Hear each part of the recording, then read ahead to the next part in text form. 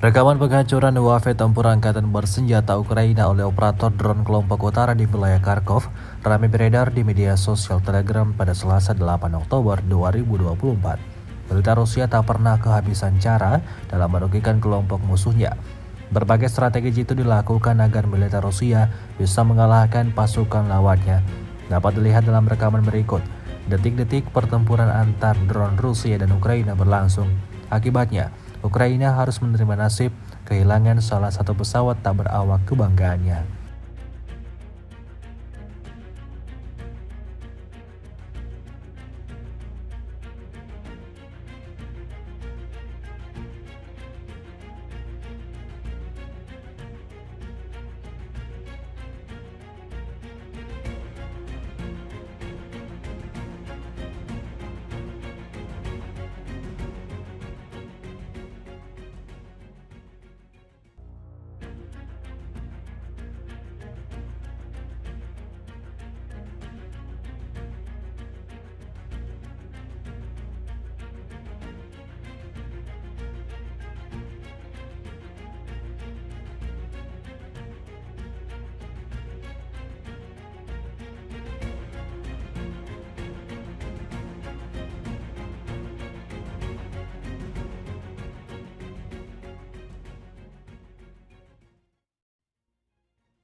Download Tribun X sekarang, menghadirkan lokal menjadi Indonesia.